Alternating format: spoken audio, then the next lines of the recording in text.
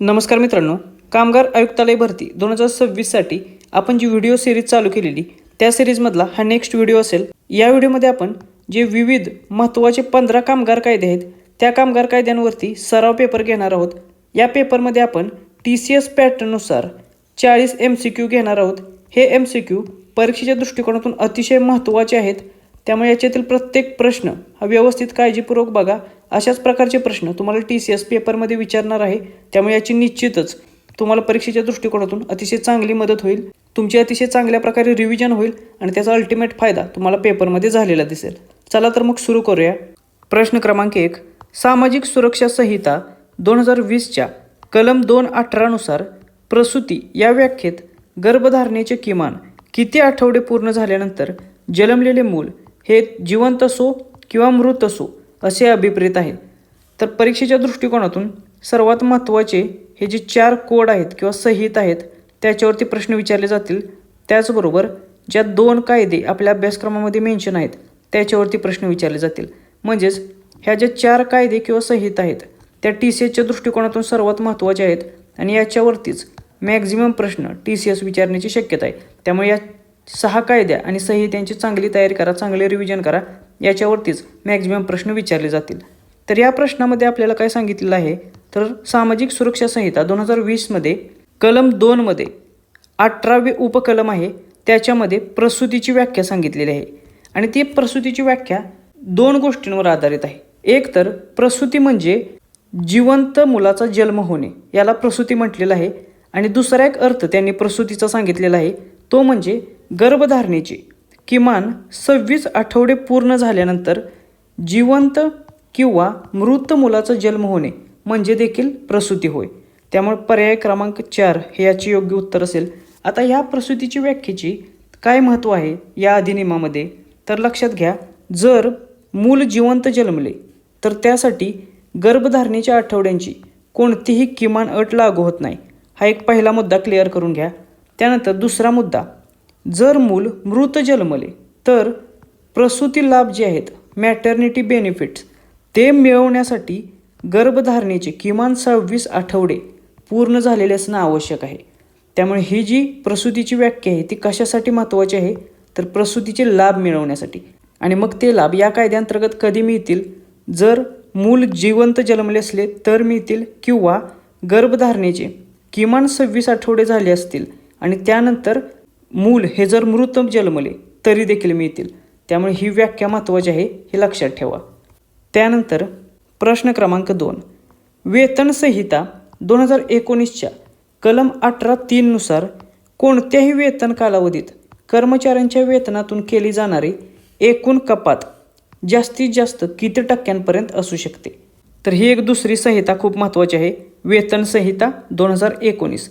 आणि ह्या वेतन संहितेनुसार जे कर्मचारी आहेत त्या कर्मचाऱ्यांच्या वेतनातून केली जाणारी जी एकूण कपात आहे ती कपात कोणत्याही एका वेतन कालावधीत मिळणाऱ्या एकूण वेतनाच्या 50% जास्त असू शकत नाही.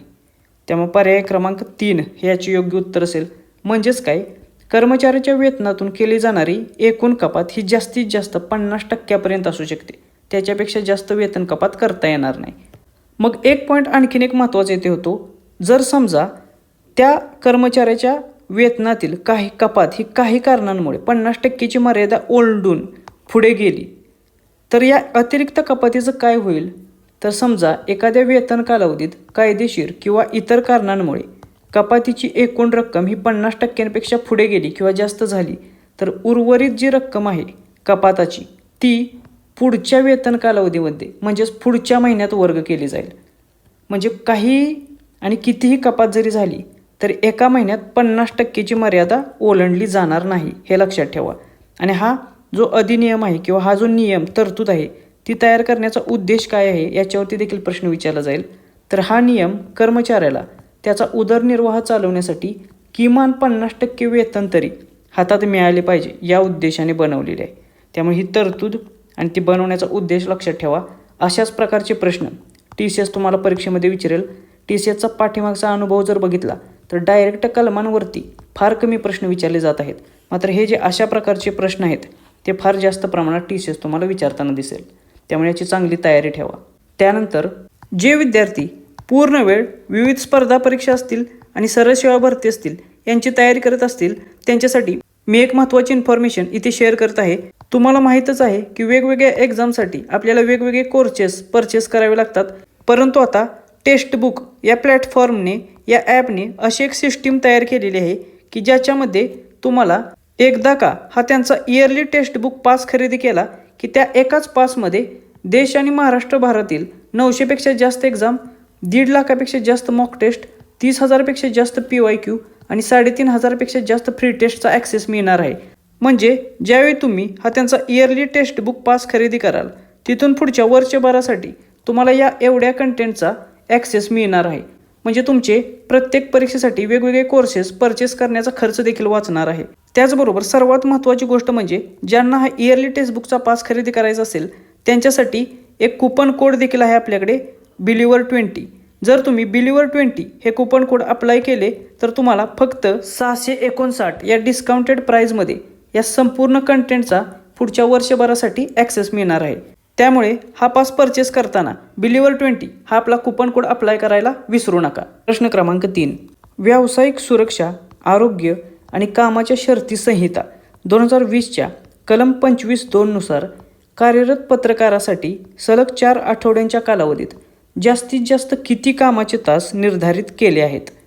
तर हा एक तिसरा महत्त्वाचा कायदा किंवा संहिता आहे, व्यावसायिक सुरक्षा, आरोग्य आणि कामाची शर्ती संहिता 2020. आणि या अधिनियमाच्या कलम 25(2) नुसार एक तरतूद केलेली आहे, ती आहे जर कार्यरत पत्रकार असेल तर त्याच्यासाठी सलग 4 आठवड्यांच्या कालावधीत जास्तीत जास्त कामाचे 144 तासच निर्धारित केलेले आहेत. त्यामुळे पर्याय क्रमांक 3 हे याचे योग्य उत्तर असेल. म्हणजेच काय, तर तो सलग 4 आठवड्यांच्या कालावधीत मॅक्झिमम 144 तासच काम करेल. मग याच्यामध्ये आणखीन काय तरतुदी आहेत, तर या कलमानुसार कामाच्या तासांची मर्यादा निश्चित केलेली आहे कार्यरत पत्रकारासाठी. ती किती आहे, तर सलग 4 आठवड्यांच्या कालावधीत एकूण 44 तास एवढी. त्याच्यापेक्षा जास्त काम करण्याची त्याला परवानगी दिली जाणार नाही. त्याचबरोबर या अधिनियमामध्ये एक साप्ताहिक सुट्टी किंवा विश्रांतीची देखील तरतूद आहे. तर ती काय आहे, तर कार्यरत पत्रकाराला सलग 7 दिवसांच्या कालावधीत किमान 24 तासांच्या सलग विश्रांतीचा काळ देखील दिला पाहिजे. आणि असे कायदेशीर बंधन या तरतुदीने घालण्यात आलेले आहे. म्हणजे सलग 4 आठवड्यात मॅक्झिमम 144 तासच काम करेल, तर सलग 7 दिवसात किमान 24 तासांची सलग विश्रांती देखील त्याला मिळाली पाहिजे. हा देखील त्याचा हक्क असेल. त्यानंतर प्रश्न क्रमांक 4. औद्योगिक संबंध संहिता 2020च्या कलम 40 नुसार मालकाला कामगारांच्या सेवा शर्तीमध्ये कोणताही बदल करायचा असल्यास कामगारांना पूर्वसूचना दिल्यानंतर किती दिवसांच्या आत असा बदल करता येत नाही? तर ही देखील एक महत्त्वाची संहिता आहे, औद्योगिक संबंध संहिता 1920. आणि या संहितेनुसार कलम 40 काय सांगते, तर समजा मालकाला कामगारांच्या ज्या सेवा शर्ती आहेत, तर या कामगारांच्या सेवा शर्ती कुठे आहेत, तर त्या आहेत अनुसूचित 3 मध्ये. या अधिनियमाच्या अनुसूचित 3 मध्ये कामगारांच्या सेवा शर्ती दिलेल्या आहेत. आणि या कामगारांच्या सेवा शर्तीमध्ये त्या एखाद्या कंपनीच्या मालकाला किंवा कारखान्याच्या मालकाला जर बदल करायचा असेल तर असा बदल करण्यापूर्वी त्या मालकाने कामगारांना पूर्वसूचना देणं आवश्यक आहे. आणि अशी पूर्वसूचना दिल्यानंतर, अशी नोटीस दिल्यानंतर 21 दिवस त्याला तो बदल करता येत नाही. म्हणजे 21 दिवस पूर्ण झाल्यानंतरच तो बदल करू शकतो. त्यामुळे पर्याय क्रमांक 3 हे याचे योग्य उत्तर असेल. आता या 21 दिवसांच्या नियमाला एक अपवाद देखील आहे. तो काय आहे, जर समजा असा बदल सेवा शर्तींमध्ये कामगारांच्या करायचा असेल एखाद्या मालकाला आणि तो बदल जर एखाद्या कराराद्वारे किंवा एखाद्या लवादाच्या निर्णयाद्वारे निश्चित झालेला असेल तर अशा वेळी मात्र ही 21 दिवसांची पूर्वसूचना देण्याची गरज नाही आहे. त्यामुळे लक्षात ठेवा, हा अपवाद देखील, या अपवादावरती देखील तुम्हाला प्रश्न येऊ शकतो. प्रश्न क्रमांक 5. महाराष्ट्र कामगार वैध थकबाकी प्रदान अधिनियम 2003च्या कलम 15(2) नुसार थकबाकी संदर्भात चौकशी करणाऱ्या प्राधिकृत अधिकाऱ्याला साक्षीदारांची तपासणी आणि पुरावे गोळा करण्यासाठी कोणत्या संहितेअंतर्गत दिवाणी न्यायालयाचे अधिकार प्राप्त होतात? तर हा एक महत्त्वाचा कायदा आहे, महाराष्ट्र कामगार वैध थकबाकी प्रदान अधिनियम 2003. हे साल लक्षात ठेवा, याच्यावरती प्रश्न विचारला जातो. तर या अधिनियमांतर्गत थकबाकीची जी चौकशी आहे ती करण्यासाठी एका अधिकाऱ्याची नियुक्ती केली जाते. आणि हा जो अधिकारी आहे त्या अधिकाऱ्याला साक्षीदारांची तपासणी करणे, पुरावे गोळा करणे, त्याचबरोबर समन्स पाठवणे इत्यादी गोष्टी करण्यासाठी त्याला दिवाणी न्यायालयाचे अधिकार प्राप्त होतात. आणि ते अधिकार दिवाणी प्रक्रिया संहिता 1908 अंतर्गत दिले जातात. त्यामुळे पर्याय क्रमांक 1 हे याचे योग्य उत्तर असेल. म्हणजे ही जी चौकशी प्रक्रिया आहे ती दिवाणी प्रक्रिया संहिता 1908 अंतर्गत एक प्रकारची दिवाणी न्यायालयीन प्रक्रिया म्हणूनच पार पाडली जाते, हे लक्षात घ्या. त्यानंतर प्रश्न क्रमांक 6, महाराष्ट्र दुकाने व आस्थापना नोकरीचे नियमन व सेवा शर्ती अधिनियम 2017च्या कलम 17 नुसार मालकाने कर्मचाऱ्याला दिलेल्या ओळखपत्रात खालीलपैकी कोणत्या बाबींचा स्पष्ट उल्लेख असणे कायदेशीररित्या आवश्यक आहे?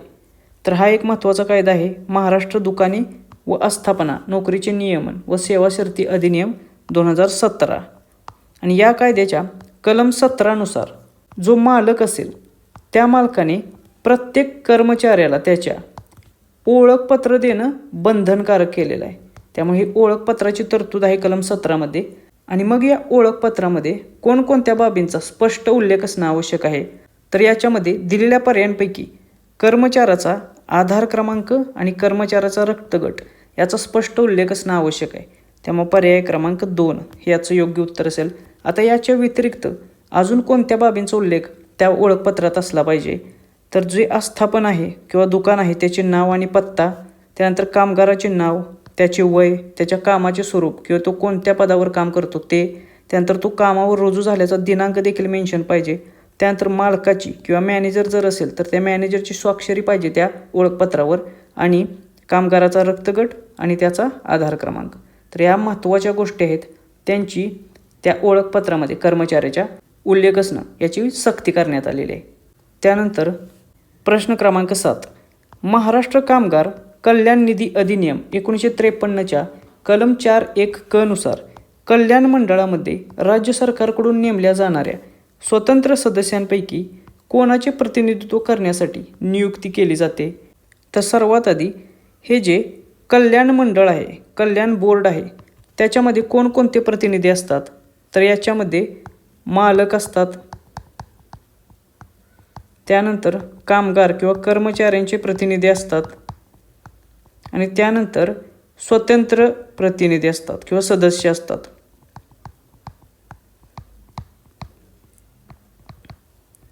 आता हे जे स्वतंत्र सदस्य आहेत याच्यामध्ये मग कोणाकोणाचा समावेश होतो किंवा हे काय कन्सेप्ट आहे? तर हे जे स्वतंत्र सदस्य आहेत ते म्हणजे असे सदस्य की ज्यांचा हे मालक असतील किंवा कामगार असतील यांच्याशी काहीही संबंध नसतो. तर हे जे स्वतंत्र सदस्य असतात ते निष्पक्ष सदस्य असतात, म्हणजे त्यांचा कोणाशी कशाशी संबंध नसतो. मग हे एक सर्वसाधारण जनतेमधून निवडले जातात किंवा तज्ज्ञ असतात किंवा राज्य सरकारचे हे प्रतिनिधी असतात.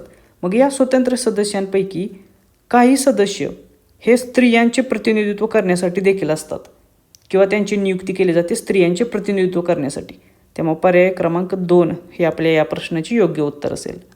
त्यानंतर प्रश्न क्रमांक 8, बाल व किशोरवयीन कामगार प्रतिबंध व नियमन अधिनियम 1986च्या कलम 10 नुसार किशोरवयीन कामगारांच्या वयाबाबत निरीक्षक आणि मालक यांच्यात जर वाद निर्माण झाला तर त्या वयाचा निर्णय घेण्यासाठी प्रकरण कोणाकडे पाठवले जाते? तर हा देखील कायदा खूप महत्त्वाचा आहे. बाल आणि किशोरवयीन कामगार प्रतिबंध आणि नियमन अधिनियम 1986 हे साल लक्षात ठेवा, हे बऱ्याच वेळा विचारलेलं आहे. आणि या कायद्याच्या कलम 10 नुसार किशोरवयीन कामगारांचे जे वय आहे, तर किशोरवयीन कामगार म्हणजे कोण? तर असे कामगार ज्यांचे वय हे 14 ते 18 वर्षे या वयाच्या दरम्यान आहे, यांना किशोरवयीन कामगार असं संबोधलं गेलेलं आहे. आणि या किशोरवयीन कामगारांच्या वयाबाबत जर निरीक्षक किंवा मालक यांच्यात कोणता वाद निर्माण झाला तर त्या वयाचा निर्णय घेण्यासाठी हे प्रकरण विहित वैद्यकीय प्राधिकरण म्हणजे प्रिस्क्राइब्ड मेडिकल ऑथॉरिटीकडे पाठवले जाते. आणि हे जे विहित वैद्यकीय प्राधिकरण आहे ते मग तपासणी करून त्याच्या वयाचा दाखला देतो, आणि यांनी दिलेला जो दाखला आहे तो अंतिम आणि निर्णायक मानला जातो. त्यामुळे हा पॉईंट लक्षात ठेवा, याच्यावरती देखील प्रश्न येऊ शकतो. प्रश्न क्रमांक 9, कामगार कायदे विवरणपत्र सादर करण्यापासून आणि नोंदवह्या ठेवण्यापासून विवक्षित आस्थापनांना सूट अधिनियम 1988च्या कलम 6B नुसार मालकाने दुसऱ्यांदा किंवा त्यानंतर पुन्हा कायद्याचे उल्लंघन केल्यास त्याला किती दंडाची शिक्षा होऊ शकते? तर या प्रश्नाचं उत्तर देण्यापूर्वी आपण हा जो कामगार कायदे विवरणपत्रे सादर करण्यापासून आणि नोंदवह्या ठेवण्यापासून ज्या आस्थापनांना सूट देण्याचे अधिनियम आहे 1988, त्याच्यातील दंडाच्या तरतुदी बघूया. तर या अधिनियमातील कलम 6A नुसार काय सांगितलेलं आहे, जर पहिल्यांदाच गुन्हा झालेला असेल तर केवळ आर्थिक दंडाची तरतूद आहे, ती पण जास्तीत जास्त 5,000 रुपयापर्यंतचा दंड. आणि कलम 6B नुसार जर मालकाने दुसऱ्यांदा किंवा त्यानंतर पुन्हा कायद्यातील तरतुदींचे उल्लंघन केले तर त्याला किमान 1 महिने ते 6 महिन्यापर्यंतचा तुरुंगवास किंवा 10,000 रुपयांपेक्षा कमी नाही पण 25,000 रुपयापर्यंतचा दंड किंवा या दोन्ही शिक्षा होऊ शकतात. म्हणजे काय, तर मालकाने पहिल्यांदाच जर गुन्हा केला तर केवळ 5,000 रुपयापर्यंतचा दंड ठोठावला जाईल, मात्र दुसऱ्यांदा किंवा त्यानंतर कायद्यातील तरतुदींचे उल्लंघन केले तर त्याला किमान 1 ते 6 महिन्याचा कारावास किंवा 10,000 ते 25,000 रुपयापर्यंतचा दंड किंवा दोन्ही शिक्षा होऊ शकतात. मग या आपल्या प्रश्नाचे उत्तर काय असेल, जर मालकाने दुसऱ्यांदा किंवा त्यानंतर कायद्यातील तरतुदींचे उल्लंघन केले तर त्याला 10,000 ते 25,000 रुपयेपर्यंतच्या दंडाची शिक्षा होऊ शकते. त्यामुळे पर्याय क्रमांक 2 हे याचे योग्य उत्तर असेल. त्यानंतर प्रश्न क्रमांक 10, वेठबिगार पद्धत निर्मूलन अधिनियम 1976च्या कलम 7(2) नुसार वेठबिगार मजुराची गहाण ठेवलेली मालमत्ता त्याला परत करण्यास धनकोने विलंब केल्यास मजुराला कोणत्या न्यायालयातून अंतरिम नफा वसूल करण्याचा अधिकार आहे? तर समजा एक धनको आहे ज्याच्याकडे वेठबिगार मजुराची गहाण ठेवलेली मालमत्ता आहे आणि काही कालावधीनंतर त्या वेठबिगार मजुराने आपण घेतलेले कर्ज परत केले, म्हणजे त्याची कर्जमुक्ती झाली. मात्र अशा वेळी त्या धनकोने मात्र त्याची जी गहाण ठेवलेली मालमत्ता आहे ती त्याला परत देण्यास जर विलंब केला तर अशा वेळी तो विलंब केल्यामुळे जो काही अंतरिम नफा तयार होईल तो वसूल करण्याचा अधिकार आहे दिवाणी न्यायालयाला.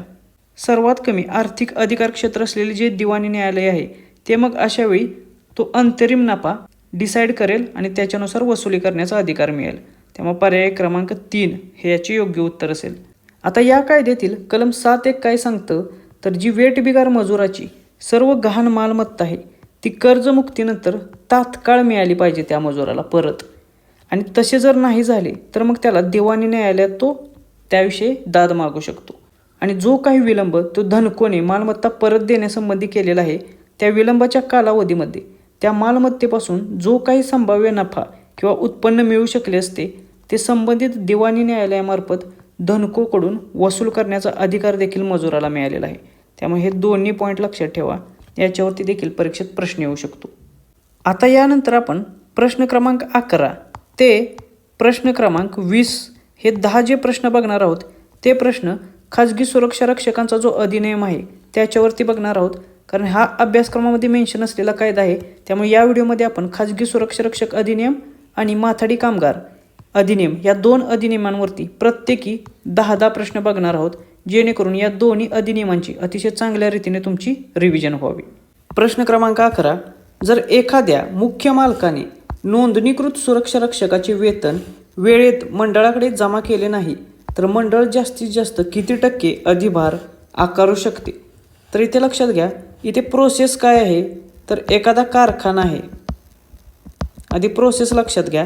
तर एखादा कारखाना आहे, या कारखान्याचा मुख्य मालक आहे आणि हा मुख्य मालक जे त्याच्यासाठी काम करणारे नोंदणीकृत सुरक्षा रक्षक आहेत त्यांचे वेतन बोर्डाकडे जमा करत असतो. हे जे बोर्ड आहे सुरक्षा रक्षकांचे त्याच्याकडे, आणि मग हे बोर्ड त्या सुरक्षा रक्षकाला त्याचे वेतन देत असते. तर ही झाली प्रोसेस. मग समजा एखाद्या मालकाने कारखान्याच्या त्याच्यासाठी काम करणारा जो नोंदणीकृत सुरक्षा रक्षक आहे त्याचे वेतन योग्य वेळेमध्ये बोर्डाकडे जमा केले नाही तर मग अशा वेळी ते मंडळ जास्तीत जास्त किती टक्के पेनल्टी किंवा दंडात्मक कारवाई त्या मुख्य मालकाकडून वसूल करू शकते? तर जी थकीत रक्कम आहे त्या थकीत रकमेच्या जास्तीत जास्त 10% अधिकची रक्कम ही दंडात्मक कारवाई म्हणून त्या मुख्य मालकाकडून आकारू शकते. त्यामुळे पर्याय क्रमांक 2 हे याचे योग्य उत्तर असेल. हा खूप महत्त्वाचा प्रश्न आहे, लक्षात घ्या. ज्या काही दंडात्मक कारवाई असतात मग तो कोणताही कायदा असो त्याच्यावरती प्रश्न विचारले जातात, त्यामुळे हे लक्षात घ्या. मग ही जी तरतूद आहे ती या कायद्यातील कोणत्या कलमात सांगितलेलं आहे ते देखील महत्त्वाचं आहे. पण तिसऱ्या कलमातील दुसरे उपकलम आहे त्याच्यामधील ईमध्ये ही तरतूद दिलेली आहे. आता इतक्या डीपमध्ये आपण का जातोय कलमांच्या बाबतीत, तर हे जे 2 कायदे आहेत ते परीक्षेमध्ये किंवा अभ्यासक्रमामध्ये डायरेक्ट मेन्शन केलेले आहेत. त्यामुळे त्याच्यावरती ते कितीही डीपमध्ये जाऊन प्रश्न विचारू शकतात. त्यामुळे हे 2 कायदे अतिशय डिटेलमध्ये, अतिशय बारकाईमध्ये उपकलमापर्यंत जाऊन आपल्याला व्यवस्थित करायचे आहेत. त्यामुळे लक्षात घ्या, कलम 3(2)E मध्ये ही तरतूद करण्यात आलेली आहे. त्यानंतर प्रश्न क्रमांक 12, जेव्हा सुरक्षा रक्षकाला काम उपलब्ध नसते अशा काळात त्याला योजनेच्या अटीनुसार कोणते वेतन मिळण्याचा अधिकार आहे. तर इथे लक्षात घ्या की एखादा सुरक्षा रक्षक आहे, तो कामासाठी उपलब्ध आहे आणि काम करायची त्याची इच्छा देखील आहे.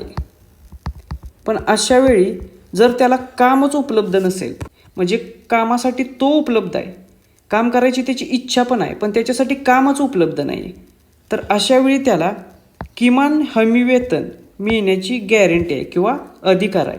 म्हणजे जरी त्याला काम उपलब्ध नसेल परंतु तो कामासाठी उपलब्ध आहे, त्यामुळे त्याला कमीत कमी वेतन जे ठरलेले असेल ते मिळण्याचा अधिकार आहे. त्यामुळे ही गोष्ट इथे लक्षात घ्या, याच्यावरती देखील प्रश्न येऊ शकतो. ही तरतूद आहे कलम 3(2)F मध्ये. त्यामुळे ही तरतूद देखील लक्षात ठेवा. ही देखील महत्त्वाची तरतूद आहे की एखादा सुरक्षा रक्षक कामासाठी उपलब्ध आहे परंतु त्याला जर काम दिलेलं नसेल तर या कलमानुसार त्याला मिनिमम गॅरंटी वेज मिळण्याचा अधिकार आहे. त्यानंतर प्रश्न क्रमांक 13, 2023च्या दुरुस्तीनुसार योजनेतील नियमांचे पहिल्यांदाच उल्लंघन केल्यास जास्तीत जास्त किती दंडाची तरतूद आहे. तर सुरक्षा रक्षक कायद्यामध्ये 2 महत्त्वाच्या सुधारणा आता अलीकडे झालेल्या आहेत. एक आहे 2023ची सुधारणा आणि दुसरी आहे 2025ची सुधारणा. या दोन्ही सुधारणा परीक्षेच्या दृष्टिकोनातून महत्त्वाच्या आहेत, त्याच्यावरती प्रश्न विचारले जातील. तर या 2023च्या सुधारणेनुसार जर या योजनेतील एखाद्या नियमाचे उल्लंघन केले आणि असे उल्लंघन त्या व्यक्तीकडून पहिल्यांदाच जर झाले तर अशा व्यक्तीला जास्तीत जास्त 5 लाख रुपयापर्यंतचा दंड ठोठावला जाऊ शकतो. त्यामुळे पर्याय क्रमांक 3 हे याचे योग्य उत्तर असेल. म्हणजे या 5 लाखापर्यंत कितीही रकमेचा दंड ठोठावता येतो, परंतु 5 लाखापेक्षा जास्त रक्कम त्याच्याकडून वसूल केली जाऊ शकत नाही. त्यामुळे दंडाची मॅक्झिमम रक्कम किती आहे, तर ते आहे 5 लाख. हे लक्षात घ्या. कोणत्या गुन्ह्यासाठी, तर पहिल्यांदाच केलेल्या गुन्ह्यासाठी. त्यानंतर प्रश्न क्रमांक 14, महाराष्ट्र खाजगी सुरक्षा रक्षक नोकरीचे नियमन व कल्याण अधिनियमानुसार योजनेच्या नियमांचे दुसऱ्यांदा किंवा त्यानंतर उल्लंघन केल्यास जास्तीत जास्त किती दंडाची तरतूद आहे. तर आपण मागाशी पाहिलं, जर पहिल्यांदा उल्लंघन केलं तर जास्तीत जास्त 5 लाख रुपये दंडाची तरतूद आहे. मात्र दुसऱ्यांदा उल्लंघन जर झालं तर त्याच्यासाठी जास्तीत जास्त 10 लाख रुपयापर्यंतच्या दंडाची तरतूद केलेली आहे. त्यामुळे पर्याय क्रमांक 2 हे याचे योग्य उत्तर असेल. ही देखील दंडाची रक्कम लक्षात ठेवा, याच्यावरती देखील प्रश्न येईल. त्यानंतर प्रश्न क्रमांक 15, गुन्हा सिद्ध झाल्यानंतरही उल्लंघन चालू ठेवल्यास प्रति दिवस किती अतिरिक्त दंडाची तरतूद आहे. हा खूप महत्त्वाचा प्रश्न आहे. अशा प्रकारचे प्रश्न परीक्षेमध्ये नेहमी विचारले जातात आणि हा देखील प्रश्न 100% येऊ शकतो. समजा एखादी व्यक्ती आहे, त्याच्यावरती गुन्हा सिद्ध झाला आहे किंवा त्याचे दोषारोप सिद्ध झालेले आहेत आणि तरी देखील तो गुन्हा करतच सुटलेला आहे. एखाद्या नियमाचे किंवा त्या नियमाचे वारंवार उल्लंघन त्याने चालूच ठेवलेले आहे, तर अशा व्यक्तीला तो गुन्हा सिद्ध झाल्यानंतर प्रतिदिन 5,000 रुपये एवढा अतिरिक्त दंड आकारला जाऊ शकतो. त्यामुळे पर्याय क्रमांक 3 हे याचे योग्य उत्तर असेल. हे देखील लक्षात ठेवा, याच्यावरती देखील प्रश्न येऊ शकतो. प्रश्न क्रमांक 16, महाराष्ट्र खाजगी सुरक्षा रक्षक नोकरीचे नियमन व कल्याण अधिनियम 1981 नुसार राज्य सरकार नवीन योजना तयार करण्यापूर्वी किंवा विद्यमान योजनेमध्ये बदल करण्यापूर्वी कोणाशी सल्लामसलत करते. तर इथे एक नवीन समिती इंट्रोड्यूस होत आहे.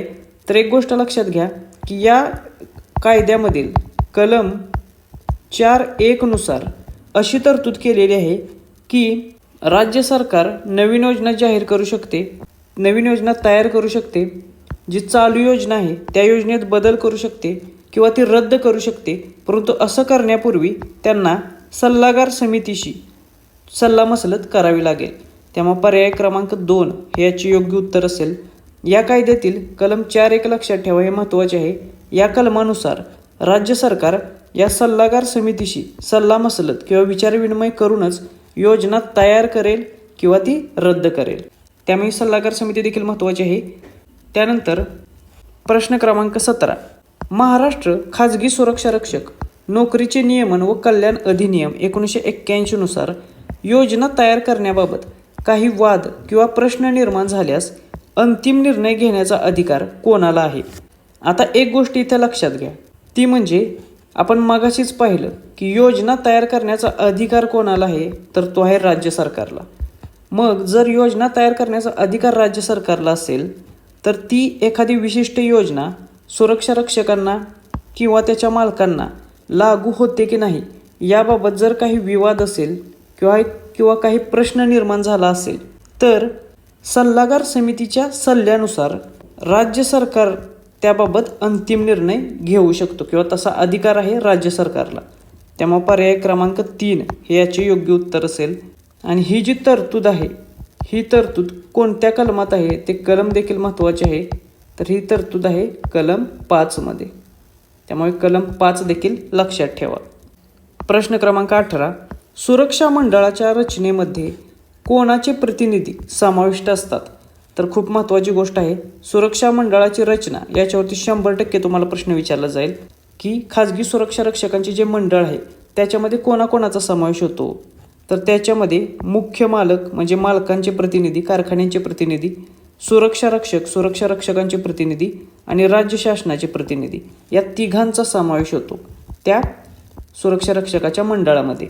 त्यामुळे पर्याय क्रमांक 4 वरीलपैकी सर्व बरोबर हे याचे योग्य उत्तर असेल. या तिघांचे प्रतिनिधित्व करणारे सदस्य यांचे नामनिर्देशन या सुरक्षा रक्षकाच्या मंडळामध्ये केले जाते. आणि याची तरतूद कोणत्या कलमात आहे? तर याबाबतची तरतूद ही या कायद्याच्या कलम 6.3 मध्ये आहे. त्यामुळे कलम 6.3 हे या तिघांच्या प्रतिनिधित्वाबाबत चर्चा करतं किंवा तरतूद करतं. त्यानंतर प्रश्न क्रमांक 19, सुरक्षा मंडळामध्ये मालक आणि सुरक्षा रक्षकांचे प्रतिनिधी यांचे प्रमाण काय असते? तर आपण मागाशी बघितलं की सुरक्षा रक्षकांचे जे मंडळ आहे त्याच्यामध्ये मालक असतात, सुरक्षा रक्षकांचे प्रतिनिधी असतात आणि राज्य शासनाचे प्रतिनिधी असतात. तर याच्यापैकी मालकांचे प्रतिनिधी आणि सुरक्षा रक्षकांचे प्रतिनिधी यांची संख्या समान असली पाहिजे. त्यामुळे पर्याय क्रमांक 3 दोन्ही बाजूंचे प्रतिनिधी समान संख्येत असतात हे याचं योग्य उत्तर असेल. आता ही तरतूद कोणत्या कलमात आहे? तर ही तरतूद आहे या कायद्यातील कलम 6.4 मध्ये. आता याच कलमानुसार अजून एक तरतूद त्यांनी केलेली आहे, ती देखील आपण बघूया की याच्यामध्ये राज्य शासनाचे जे प्रतिनिधी आहेत तर या राज्य शासनाचे जे प्रतिनिधी आहेत त्यांची संख्या ही मालक आणि सुरक्षा रक्षक जे आहेत त्यांची संख्या या दोघांची संख्या एकत्र करून या संख्येच्या 1/3 पेक्षा जास्त संख्या ही राज्य शासनाचे जे सदस्य आहेत त्यांची असणार नाही हे इथे लक्षात ठेवा. इथे 2 गोष्टी आहेत महत्त्वाच्या कलम 6.4 मध्ये. पहिली म्हणजे सुरक्षा रक्षकाचे जे मंडळ आहेत त्याच्यामध्ये मालक आणि सुरक्षा रक्षकांचे प्रतिनिधी हे समान संख्येत असतील. आणि दुसरी गोष्ट म्हणजे राज्य शासनाचे प्रतिनिधित्व करणारे जे सदस्य आहेत त्यांची संख्या ही मालक आणि सुरक्षा रक्षकांचे प्रतिनिधित्व करणारे सदस्य यांच्या एकूण सदस्य संख्येच्या 1/3 पेक्षा जास्त असणार नाही. म्हणजेच थोडक्यात काय, तर राज्य शासनाचे प्रतिनिधी जे असतील त्यांची संख्या ही मालक आणि सुरक्षा रक्षक या दोघांची मिळून जेवढी संख्या होईल त्याच्या 1/3 पेक्षा कमी असेल. त्यानंतर प्रश्न क्रमांक 20, सुरक्षा मंडळाचा अध्यक्ष म्हणून कोणाची निवड किंवा नियुक्ती केली जाते? आता ही इंटरेस्टिंग गोष्ट आहे. जी सुरक्षा रक्षकाचा मंडळ आहे त्या मंडळामध्ये 3 प्रकारचे सदस्य आहेत. एक आहेत सुरक्षा रक्षक, दुसरे आहेत मालक आणि तिसरे आहेत राज्य सरकारचे प्रतिनिधी. मात्र याचा अध्यक्ष म्हणून नियुक्ती कोणाची केली जाते? तर याचा अध्यक्ष म्हणून नियुक्ती राज्य सरकारचे प्रतिनिधित्व करणारे जे सदस्य आहेत त्यांच्यापैकी एक सदस्य हा सुरक्षा रक्षका मंडळाचा अध्यक्ष म्हणून नेमला जातो. त्यामुळे पर्याय क्रमांक 3 हे याचे योग्य उत्तर असेल. तुम्हाला वाटेल रक्षक किंवा मालकांच्या प्रतिनिधित्वाचा समावेश अध्यक्ष म्हणून केला जातो, तर नाही. राज्य सरकारचे प्रतिनिधित्व करणारे जे सदस्य आहेत त्यांच्यापैकी एक सदस्य हा अध्यक्ष म्हणून नेमला जातो. कोणातर्फे? तर राज्य सरकारतर्फे. हे देखील लक्षात ठेवा. आणि याची तरतूद ही या कायद्याच्या कलम 6(5) मध्ये केलेली आहे.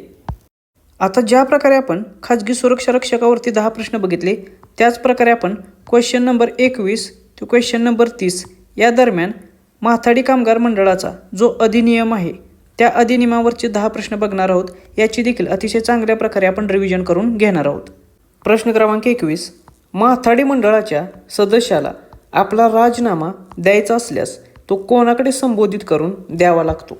तर माथाडी मंडळाचा कोणताही सदस्य असेल तर अशा सदस्याला जर आपला राजीनामा द्यायचा असेल तर तो आपला राजीनामा स्वतःच्या स्वाक्षरीनुसार राज्य सरकारला उद्देशून देऊ शकतो. त्यामुळे पर्याय क्रमांक 3 हे याची योग्य उत्तर असेल. मग आता ही जी राजीनाम्याची तरतूद आहे ती कोणत्या कलमात आहे? तर या अधिनियमातील कलम 10 मध्ये सदस्याचा राजीनामा याविषयीची तरतूद आहे. मग असा राजीनामा कोणताही सदस्य त्याला वाटेल तेव्हा म्हणजे कधीही देऊ शकतो. मात्र तो राजीनामा जो आहे तो लेखी स्वरूपात असावा लागतो आणि तो राज्य शासनाला उद्देशून द्यावा लागतो. त्याचबरोबर तो दिलेला राजीनामा जर राज्य शासनाने स्वीकारला तर तो स्वीकारल्यानंतर त्याचे पद रिक्त होईल. त्यानंतर प्रश्न क्रमांक 22. मंडळातील सदस्याचे मृत्यू, राजीनामा किंवा अपात्रतेमुळे रिक्त झालेले पद हे किती दिवसांच्या आत भरणे आवश्यक आहे? तर समजा मंडळातील जर एखादी जागा ही कोणत्याही कारणामुळे, समजा मृत्यूमुळे एखाद्या सदस्याच्या किंवा एखाद्या सदस्याने राजीनामा दिला किंवा एखादा सदस्य जर अपात्र असेल तर अशामुळे जर रिक्त झाली असेल तर ही जी घटना जेव्हा घडली त्या दिवसापासून 90 दिवसांच्या आत ती जागा भरणं आवश्यक आहे. त्यामुळे पर्याय क्रमांक 3 हे याचे योग्य उत्तर असेल. आणि अशी तरतूद कोणत्या कलमात आहे? तर ते आहे कलम 11 मध्ये. कलम 11 काय सांगतं? तर रिक्त पद लवकरात लवकर भरणे. मग ही जी रिक्त जागा आहे ती घटना घडल्यापासून 90 दिवसाच्या आत भरली पाहिजे. त्याचबरोबर जी जागा भरल्यानंतर जो नवीन सदस्य येईल तो नवीन सदस्य फक्त उर्वरित काळासाठीच पदावर असेल. म्हणजे ज्या सदस्याच्या जागी जो येणार आहे त्या सदस्याचा जो उर्वरित कालावधी जो असेल त्या कालावधीसाठीच तो पदावर राहतो. त्यामुळे हा देखील पॉईंट लक्षात ठेवा, याच्यावरती देखील प्रश्न येतो. त्याचबरोबर जागा रिक्त झालेली असताना देखील उर्वरित मंडळाचे जे सदस्य आहेत ते कामकाज सुरूच ठेवतात आणि ते कामकाज वैध देखील असते. हा देखील पॉईंट लक्षात घ्या. त्यानंतर प्रश्न क्रमांक 23. मंडळाच्या रचनेतील दोष किंवा जागा रिक्त असल्याच्या कारणावरून मंडळाचे कामकाज बेकायदेशीर ठरवता येईल का? तर हा देखील पॉईंट खूप महत्त्वाचा आहे. अशा स्वरूपाचा प्रश्न देखील तुम्हाला विचारला जाईल. तर या अधिनियमातील कलम 12 नुसार मंडळातील कोणतीही जागा जर रिक्त असेल किंवा मंडळाच्या घटनेत दोष असेल किंवा रचनेत दोष असेल तर या कारणानुसार कोणतेही कामकाज किंवा मंडळाने केलेली कोणतीही कृती ही प्रश्नांकित केली जाणार नाही किंवा त्याच्यावरती प्रश्न उपस्थित केला जाणार नाही. आणि या कारणावरून मंडळाचे कामकाज हे बेकायदेशीर ठरवले जाऊ शकत नाही, ते वैधच राहील. त्यामुळे पर्याय क्रमांक 2 हे याचं योग्य उत्तर असेल. कलम 12 नुसार दोष किंवा जागा रिक्त आहे या कारणावरून मंडळाचे कामकाज बेकायदेशीर ठरवले जाणार नाही. प्रश्न 24. मालक किंवा असंरक्षित कामगारांकडून मंडळाला येणे असलेली रक्कम निश्चित करण्याचा अधिकार कोणाला आहे? तर या अधिनियमामधील कलम 13 मधील उपकलम 1 नुसार अशी तरतूद केलेली आहे की या अधिनियमातील जे काही बोर्डाचे मालक असतील किंवा असंरक्षित कामगार असतील यांच्याकडून जर मंडळाला येणारी एखादी रक्कम थकीत असेल तर ती थकीत असलेली रक्कम निश्चित करण्याचा जो अधिकार आहे तो बोर्डाला आहे किंवा बोर्डाने निश्चित केलेला जो अधिकारी आहे त्या अधिकाऱ्याला आहे. मात्र असे करण्यापूर्वी त्याची प्रॉपर चौकशी करणं आवश्यक आहे. म्हणजे ही जी थकीत रक्कम आहे ती निश्चित करण्यासाठी आधी चौकशी केली जाईल आणि चौकशीनंतर बोर्ड किंवा बोर्डाने निश्चित केलेला जो अधिकारी आहे त्याला तो अधिकार असेल. त्यामुळे पर्याय क्रमांक 3 हे याचं योग्य उत्तर असेल. त्यानंतर प्रश्न क्रमांक 25. महाराष्ट्र माथाडी हमाल आणि इतर श्रमजीवी कामगार अधिनियम 1969 मधील कलम 13 अंतर्गत थकीत रकमेची चौकशी करत असताना मंडळाच्या अधिकाऱ्याला कोणत्या कायद्यानुसार दिवाणी न्यायालयाचे अधिकार प्राप्त असतात? तर आपण मागाशीच पाहिलं की अशा प्रकारे थकीत रक्कम निश्चित करण्यासाठी चौकशी अंती बोर्ड आणि बोर्डाने निश्चित केलेला अधिकारी त्यासाठी जबाबदार असतो आणि त्यासाठी या अधिनियमातील कलम 13 मधील उपकलम 2 मध्ये एक तरतूद करण्यात आलेली आहे आणि या तरतुदीनुसार जे साक्षीदार आहेत त्यांना हजर करणे, त्यांना कागदपत्रे सादर करण्यास सांगणे इत्यादी बाबींची चौकशी त्या अधिकाऱ्याला करावी लागते आणि त्यासाठी त्याला दिवाणी प्रक्रिया संहिता 1908 नुसार दिवाणी न्यायालयाचे अधिकार दिलेले असतात. त्यामुळे या प्रश्नाचे उत्तर आहे पर्याय क्रमांक 2 हे. आता आपण कलम 13 थोडक्यात बघूया. कलम 13 काय सांगतं तर मालक आणि कामगारांकडून येणे असलेल्या रकमेची निश्चिती करणे आणि याच्याबाबत तरतूद कलम 13 मध्ये आहे. मग मालक किंवा कामगारांकडून जी देय रक्कम आहे ती निश्चित कोण करू शकतं तर मंडळ किंवा मंडळाने अधिकृत केलेला एखादा अधिकारी करू शकतो. पण त्याच्यासाठी चौकशीची आवश्यक आहे आणि ही चौकशी करण्यासाठीच मंडळाला किंवा त्या अधिकाऱ्याला दिवाणी न्यायालयाचे अधिकार आहे दिवाणी प्रक्रिया संहिता 1908 नुसार. मग कशासाठी तर त्या व्यक्तीला बोलवण्यासाठी, त्याची साक्ष तपासण्यासाठी, कागदपत्र मागवण्यासाठी, पुरावा स्वीकारण्यासाठी इत्यादीसाठी त्याला दिवाणी न्यायालयाचे अधिकार असतात. त्याचबरोबर मंडळ किंवा हा अधिकारी अशा प्रकारे निर्णय देण्यापूर्वी संबंधित व्यक्ती जो आहे त्याच्याशी निगडीत पक्ष जो आहे मालक किंवा कामगारांचा त्याला आपली बाजू मांडण्याची संधी देखील दिली जाते रक्कम निश्चित करण्यापूर्वी. हा देखील पॉईंट लक्षात घ्या, याच्यावरती देखील प्रश्न येऊ शकतो. त्याचबरोबर या कलम 13 नुसार जो दिलेला निर्णय आहे तो अंतिम निर्णय असतो, त्यामुळे याच्यावरती देखील प्रश्न येऊ शकतो. त्याचबरोबर आणखीन एक महत्त्वाचा पॉईंट आहे तो म्हणजे ही जी थकीत रक्कम जी निश्चित केलेली आहे त्याची वसुली कशा प्रकारे केली जाऊ शकते असा प्रश्न तुम्हाला विचारला जाईल. तर याची वसुली ही जमीन महसुलाच्या थकबाकीप्रमाणे केली जाते. त्यामुळे हा देखील पॉईंट लक्षात ठेवा, याच्यावरती देखील फिक्स प्रश्न तुम्हाला येऊ शकतो. त्यानंतर प्रश्न क्रमांक 26. कलम 13 अन्वये निश्चित केलेली थकीत रक्कम ही मालकाने दिली नाही तर तिची वसुली कोणत्या स्वरूपात केली जाऊ शकते? तर कलम 13(5) मध्ये आपण आत्ताच बघितलेलं आहे की याची वसुली जी आहे ती जमीन महसुलाची थकबाकीची वसुली ज्या प्रकारे केली जाते त्याच प्रकारे केली जाईल. त्यामुळे पर्याय क्रमांक 2 हे याचं योग्य उत्तर असेल. आणि ह्याची तरतूद कोणत्या कलमात आहे तर याची तरतूद आहे कलम 13 मधील उपकलम 5 मध्ये.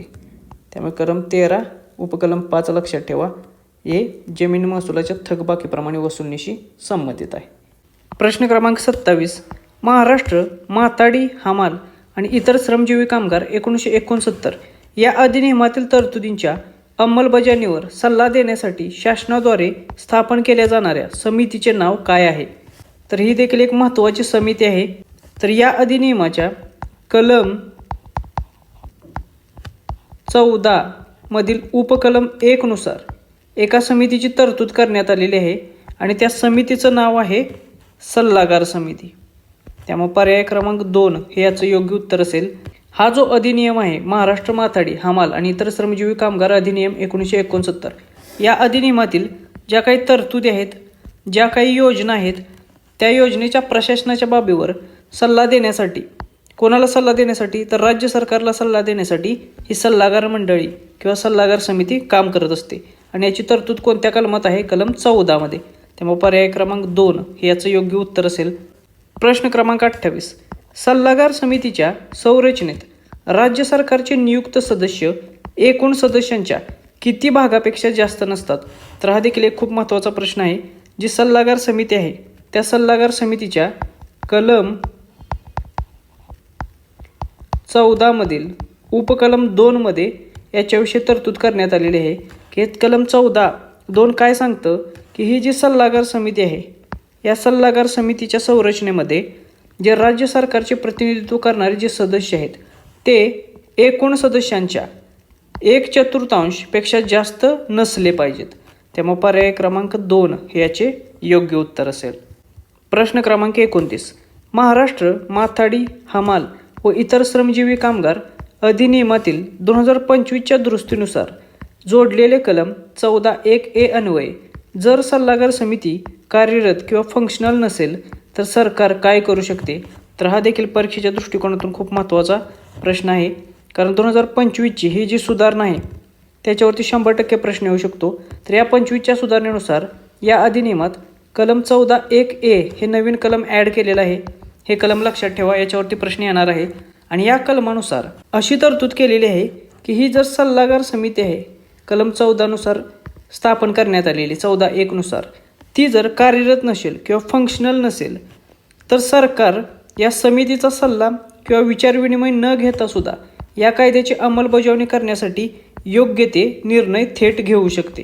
त्यामुळे पर्याय क्रमांक 2 हे याचे योग्य उत्तर असेल. म्हणजेच काय, तर सोप्या शब्दात ही सल्लागार समिती जर अस्तित्वात नसेल किंवा कार्यरत नसेल तर त्यांच्या सल्ला घेण्याची आवश्यकता राज्य सरकारला नसते. राज्य सरकार स्वतः निर्णय घेऊ शकते. त्यानंतर प्रश्न क्रमांक 30, सल्लागार समितीतील अशासकीय सदस्यांचा कार्यकाळ किती वर्षांचा असतो? तर महाराष्ट्र माथाडी कामगार या अधिनियमातील सल्लागार समितीमध्ये जे अशासकीय सदस्य असतात त्यांच्या कार्यकाळासंबंधित एक 2025ला सुधारणा करण्यात आलेली आणि या सुधारणेनुसार एक नवीन कलम या अधिनियमामध्ये ॲड करण्यात आलेलं आणि ते कलम आहे कलम 14 मधील 6वे उपकलम आणि ए. तर हे कलम 14(6)(a) नुसार हे जे शासनाच्या व्यतिरिक्त म्हणजे अशासकीय सदस्य जे आहेत त्यांचा कार्यकाळ, त्यांचे नाव हे राजपत्रात प्रसिद्ध झाल्यापासून पुढे 5 वर्षासाठी असतो. त्यामुळे पर्याय क्रमांक 2 हे याचे योग्य उत्तर असेल. हे कलम देखील लक्षात ठेवा, हे अशासकीय सदस्यांचे कार्यकाळ कोणता आहे त्याच्याशी संबंधित कलम आहे. आणि हे कोणत्या सुधारणेनुसार ॲड करण्यात आलेलं आहे तर 2025च्या अमेंडमेंटनुसार.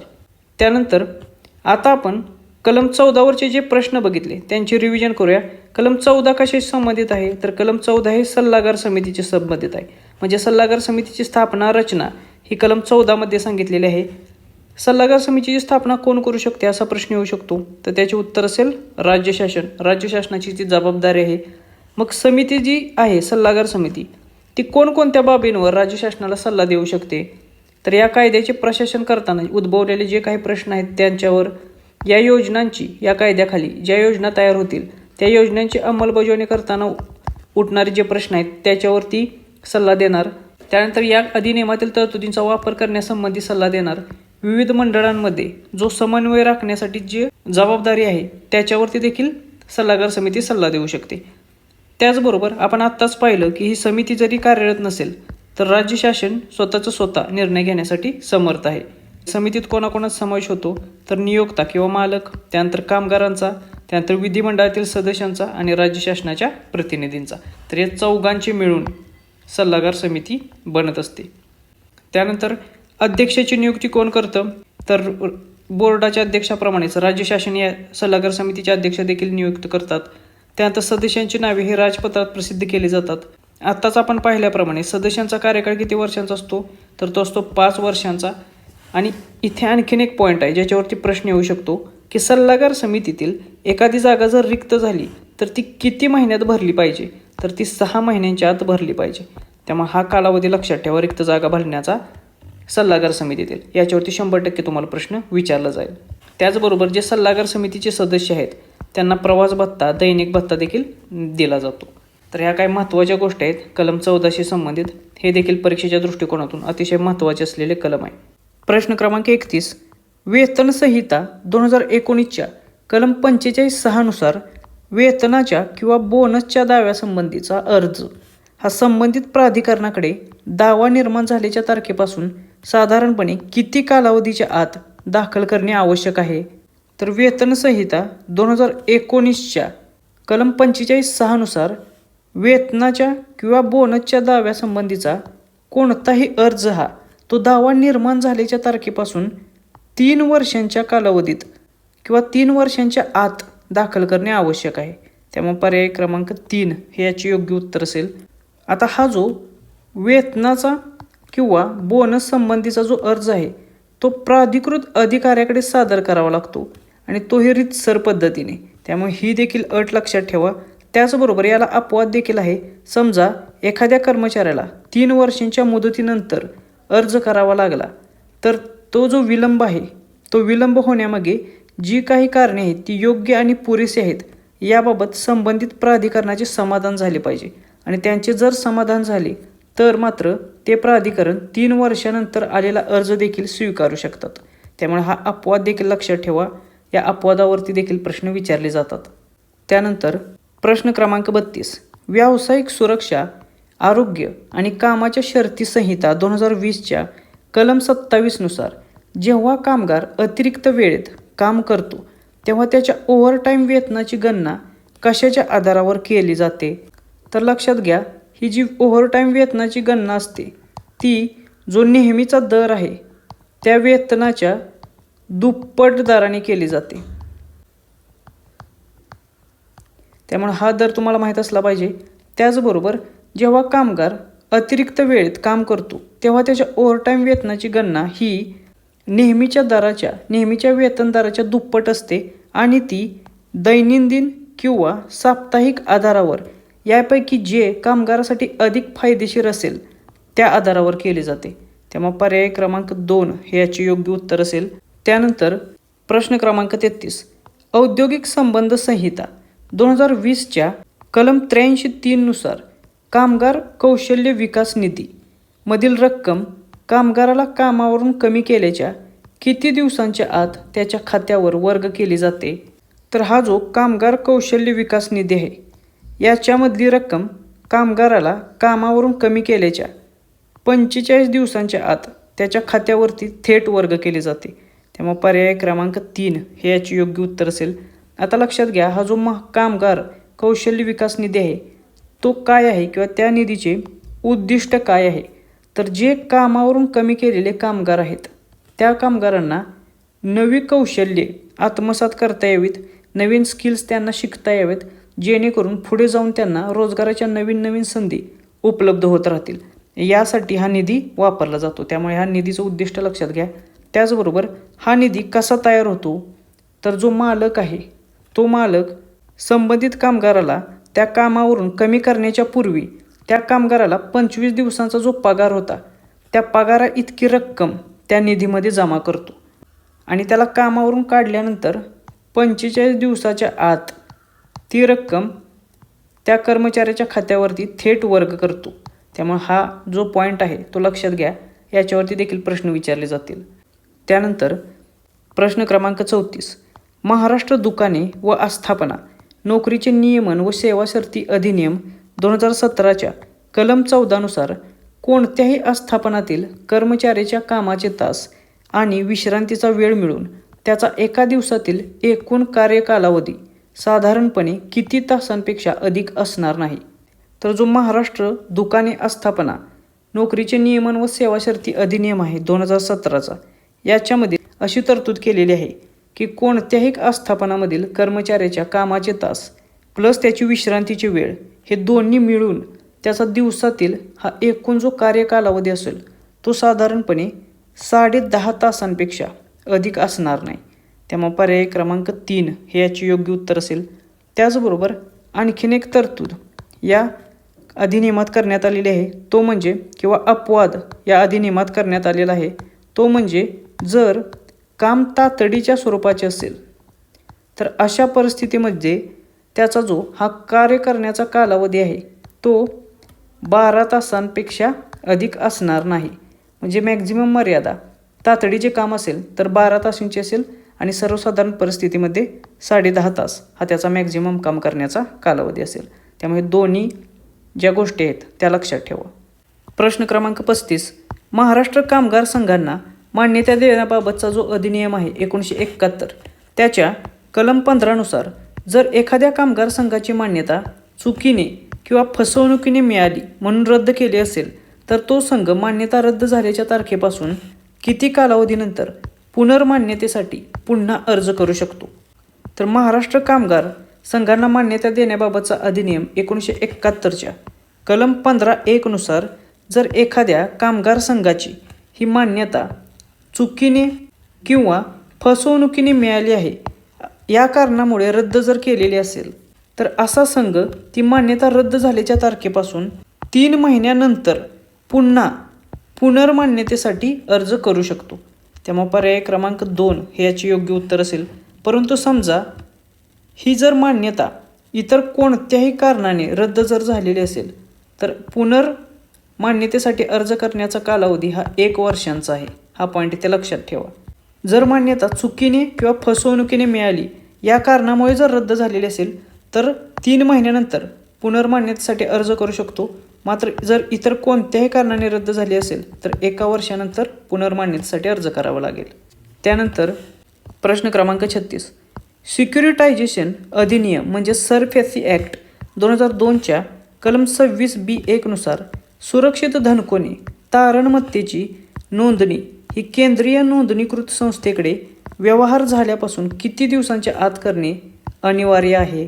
तर हा जो सरफेसी ॲक्ट आहे 2002चा, याच्यानुसार केंद्र सरकारने जी स्थापन केलेली केंद्रीय नोंदणीकृत संस्था आहे, या संस्थेकडे सुरक्षित धनको जो आहे, सिक्युर्ड क्रेडिटर, त्याने सिक्युरिटायझेशन असेल किंवा मालमत्ता पुनर्रचना असेल किंवा सुरक्षित हितसंबंध असेल, याच्या हिशेबाने प्रत्येक व्यवहार झाल्यानंतर 30 दिवसांच्या आत त्या व्यवहाराची नोंदणी केंद्रीय नोंदणीकृत संस्थेकडे करणं अनिवार्य आहे. त्यामुळे पर्याय क्रमांक 2 याचे योग्य उत्तर असेल. समजा काही कारणांमुळे 30 दिवसांच्या आत नोंदणी जर करता आली नाही तर विहित फी भरून केंद्रीय नोंदणी निबंधक, हे पद लक्षात ठेवा, केंद्रीय नोंदणी निबंधक या मुदतीमध्ये आणखी वाढ करून देऊ शकतात. त्यामुळे ही अपवाद जी मुदतवाढीसंबंधी आहे ती देखील लक्षात ठेवा. 30 दिवसांपेक्षा पुढे देखील नोंदणी करता येते, फक्त काही योग्य कारणे असावी लागतील आणि त्याला मान्यता ही केंद्रीय नोंदणी निबंधकाने दिली पाहिजे. त्यानंतर प्रश्न क्रमांक 37. साप्ताहिक सुट्टी अधिनियम 1942च्या कलम 4 नुसार साप्ताहिक सुट्टी देण्याची तरतूद प्रामुख्याने खालीलपैकी कोणांसाठी लागू केली जाते? तर बेसिकली हा जो साप्ताहिक सुट्टी अधिनियम 1942 आहे, याच्या कलम 4 मध्ये कोणाकोणाला साप्ताहिक सुट्टीची तरतूद आहे असा प्रश्न विचारलेला आहे. तर या कलम 4 नुसार दुकाने, रेस्टॉरंट्स म्हणजे उपाहारगृह आणि चित्रपटगृहांमध्ये काम करणारे जे कर्मचारी आहेत, यांना आठवड्यातून 1 दिवस पूर्णपणे सुट्टी देण्याची बंधन घालण्यात आलेले आहे. त्यामुळे पर्याय क्रमांक 3 हे या प्रश्नाचे योग्य उत्तर असेल. आता कलम 4 प्रमाणेच कलम 3 मध्ये देखील एक बंधन आहे. ते कोणावर आहे? तर ते आहे मालकांवरती. काय बंधन आहे? तर कलम 3 नुसार मालकाने आपले दुकान हे आठवड्यातून 1 दिवस पूर्णपणे बंद ठेवले पाहिजे. त्यामुळे हे कलम 3 चे बंधन देखील लक्षात ठेवा, याच्यावरती देखील प्रश्न येऊ शकतो. त्यानंतर प्रश्न क्रमांक 38. बाल व किशोरवयीन कामगार प्रतिबंध आणि नियमन अधिनियम 1986च्या कलम 5 नुसार धोकादायक व्यवसायांची यादी अद्ययावत करण्यासाठी केंद्र सरकार कोणाच्या सल्ल्याने काम करतो? तर बाल आणि किशोरवयीन कामगार प्रतिबंध व नियमन अधिनियम 1986च्या कायद्यामध्ये एक धोकादायक व्यवसायांची यादी दिलेली आहे आणि ज्याच्यामध्ये काम करण्यास प्रतिबंध करण्यात आलेला आहे. तर ही जी यादी आहे त्याच्यामध्ये नवीन धोकादायक व्यवसायांचा समावेश करणे असो किंवा नवीन ज्या प्रक्रिया आहेत धोकादायक त्यांचा समावेश करणे असो, त्याच्याविषयी केंद्र सरकारला सल्ला देण्याविषयी एक तांत्रिक सल्लागार समिती असते आणि या समितीच्या सल्ल्यानेच केंद्र सरकार काम करत असतो. त्यामुळे पर्याय क्रमांक 2 तांत्रिक सल्लागार समिती हे याचं योग्य उत्तर असेल. आता ही समिती कशासाठी स्थापन केली जाते किंवा कशी स्थापन केली जाते? तर ही समिती केंद्र सरकार स्थापन करतं अधिकृतपणे राजपत्रामध्ये अधिसूचना काढून. त्यामुळे याची स्थापना कोण करतं हे लक्षात ठेवा. त्याचबरोबर या समितीची रचना कशी असते? तर याचे अध्यक्ष असतात केंद्र सरकारद्वारे नियुक्त केलेले एक प्रमुख व्यक्ती. मग याचे सदस्य कोणकोणते असतात? तर केंद्र सरकारच या सदस्यांची नियुक्ती करते, ज्यांची संख्या ही 10 पेक्षा जास्त असणार नाही. म्हणजे मॅक्झिमम 10 सदस्य या समितीत असतात. आणि या समितीचं कार्य काय आहे? तर ही समिती देशातील जे विविध उद्योग आहेत, व्यवसाय आहेत, ज्या वेगवेगळ्या प्रक्रिया आहेत त्यातील धोक्यांचा अभ्यास करते आणि कोणत्या कामांमध्ये बालकामगार किंवा किशोरवयीन कामगार आहेत त्यांना ठेवणं त्यांच्या आरोग्यासाठी आणि सुरक्षिततेसाठी घातक ठरू शकतं, याच्याबाबत एक तांत्रिक सल्ला केंद्र सरकारला देत असतो. आणि या समितीने दिलेला जो सल्ला आहे, ज्या शिफारशी आहेत त्याच्या आधारावर मग केंद्र सरकार या कायद्यामधील जे धोकादायक व्यवसायांची यादी आहे ती यादीमध्ये सुधारणा करत असते किंवा घट करत असते. त्यामुळे हा पॉईंट लक्षात ठेवा. या समितीचे कार्यरचना लक्षात ठेवा, याच्यावरती देखील प्रश्न येऊ शकतो. प्रश्न क्रमांक 29. कामगार कायदे सूट अधिनियम 1988च्या कलम 3(4) नुसार जर एखादी आस्थापना लघु आस्थापना किंवा अतिलघु आस्थापना असेल तर तिला खालीलपैकी कशापासून कायदेशीर सूट मिळते? तर हा जो कामगार कायदे सूट अधिनियम 1988 आहे तो मुळात ज्या लघु आस्थापना म्हणजे स्मॉल इस्टॅब्लिशमेंट आहेत किंवा अतिलघु आस्थापना व्हेरी स्मॉल इस्टॅब्लिशमेंट आहेत यांना संबंधित कायद्याखाली अनेक विवरणपत्रे दाखल करणे किंवा वेगवेगळ्या नोंदवह्या किंवा रजिस्टर्स ठेवण्यापासून सूट देण्याच्या संबंधित आहे. त्यामुळे पर्याय क्रमांक 3 हे याचं योग्य उत्तर असेल. आता ही जी लघु आस्थापनांना आणि अतिलघु आस्थापनांना कायदेशीर सूट दिलेली आहे ती कशासाठी आहे तर जेणेकरून या लघु आस्थापनांना व्यवसाय करणं सुलभ जावं आणि त्यांची व्यवस्थितरित्या ग्रोथ व्हावी आणि त्यासाठीचे वातावरण त्यांना प्रोव्हाइड करण्यासाठी हे सूट देण्यात आलेले आहे किंवा हा अधिनियम करण्यात आलेला आहे. आता आपण ही लघु आस्थापना आणि अतिलघु आस्थापना म्हणजे काय हे बघूया. याच्यावरती देखील प्रश्न विचारला जातो. तर अतिलघु आस्थापना व्हेरी स्मॉल इस्टॅब्लिशमेंट म्हणजे ज्या आस्थापनेत कोणत्याही दिवशी 1 ते 9 याच्या दरम्यान कार्यरत कामगार असतील त्यांना व्हेरी स्मॉल इस्टॅब्लिशमेंट म्हटलं जातं. मग लघु आस्थापना किंवा स्मॉल इस्टॅब्लिशमेंट म्हणजे काय तर ज्या आस्थापनेत कोणत्याही दिवशी 10 ते 40 कामगार कार्यरत असतात त्यांना स्मॉल इस्टॅब्लिशमेंट म्हटलं जातं. त्यामुळे ह्या दोन्हीचे क्रायटेरिया लक्षात ठेवा. या क्रायटेरियावरती 100% तुम्हाला प्रश्न विचारला जाईल. त्यानंतर प्रश्न क्रमांक 40 औद्योगिक संबंध संहिता 2020च्या कलम 84 नुसार कामगार संघटनेने किंवा मालकाने अनुचित कामगार प्रथेचा अवलंब केल्यास त्याची यादी कायद्याच्या कोणत्या अनुसूचीमध्ये देण्यात आली आहे? तर हे जे औद्योगिक संबंध संहिता 2020 आहे त्याच्या कलम 84 नुसार कोणताही मालक आणि कोणतीही कामगार संघटना ही अनुचित कामगार प्रथेचा अवलंब करणार नाही अशी तरतूद करण्यात आलेली आहे. मग या अनुचित कामगार प्रथा म्हणजे काय तर त्याची यादी ही दुसऱ्या अनुसूचीमध्ये देण्यात आलेली आहे या कायद्याखाली. त्यामुळे पर्याय क्रमांक 2 हे याचं योग्य उत्तर असेल. आता ही जी दुसरी अनुसूची आहे त्याच्यामध्ये ज्या अनुचित कामगार प्रथा आहेत त्यांची प्रामुख्याने 2 भागांमध्ये विभागणी केलेली आहे. तर त्या आपण आता बघूया. पहिली आहे मालकांकडून केल्या जाणाऱ्या अनुचित प्रथा आणि दुसरी आहे कामगार संघटना किंवा कामगारांकडून केल्या जाणाऱ्या अनुचित प्रथा. मग आता मालकांकडून केल्या जाणाऱ्या ज्या अनुचित प्रथा आहेत त्याच्यामध्ये कशाचा समावेश होतो तर उदाहरणार्थ कामगारांना कामावरून काढून टाकणे, कामगारांना संघटना स्थापन करण्यासाठी रोखणे, त्याचबरोबर कामगारांची बेकायदेशीर पगारवाढ रोखणे किंवा बेकायदेशीर कंपनीला टाळेबंदी करणे. तर अशा बाबींचा समावेश याच्यामध्ये होतो. त्यानंतर कामगार संघटना किंवा कामगारांकडून केल्या जाणाऱ्या अनुचित प्रथा कोणत्या आहेत तर इतर सहकर्मी जे कामगार आहेत त्यांना कामावर येण्यापासून बळजबरीने रोखणे, बेकायदेशीररित्या संप करणे, त्याचबरोबर मालकाच्या मालमत्तेचे मुद्दामहून नुकसान करणे. तर इत्यादी ज्या प्रथा आहेत त्यांचा देखील याच्यामध्ये समावेश होतो. तर ही दुसरी अनुसूची जी आहे ते अनुचित कामगार प्रथांशी संबंधित आहे हे लक्षात ठेवा. तर अशा रीतीने आपण हे महत्त्वाचे 40 MCQ बघितलेले आहेत. हे आपण TCS पॅटर्नने बघितलेले प्रश्न आहेत. त्यामुळे याचा निश्चितच फायदा तुम्हाला परीक्षेमध्ये होईल. याच प्रकारचे या स्वरूपाचे प्रश्न तुम्हाला परीक्षेमध्ये विचारले जातील. हे सर्व प्रश्न व्हेरी इम्पॉर्टंट आहेत. त्यामुळे याची रिव्हिजन करा. त्याचाच निश्चितच फायदा तुम्हाला परीक्षेमध्ये होईल. याची PDF देखील मी आपल्या द MPSC बिलीवर या टेलिग्राम चॅनेलला अपलोड करत आहे. ती देखील तुम्ही रिव्हिजनसाठी वापरू शकता. त्याचा 100% फायदा तुम्हाला येणाऱ्या परीक्षेमध्ये होईल. त्याचबरोबर मी मागाशीच सांगितल्याप्रमाणे हा जो टेक्स्ट बुकचा इयरली पास आहे तो जर कुणाला घ्यायचा असेल तर तो घेताना आपला बिलीवर 20 हा कुपन कोड अप्लाय करायला विसरू नका. हा कुपन कोड अप्लाय केल्यानंतर तुम्हाला या पासवरती अतिशय चांगला डिस्काउंट मिळेल आणि या डिस्काउंटेड प्राईजमध्ये या टेक्स्ट बुकच्या प्लॅटफॉर्मचा तुम्हाला 1 वर्षासाठी ॲक्सेस मिळून जाईल. भेटूया नेक्स्ट व्हिडिओच्या माध्यमातून. थँक्यू.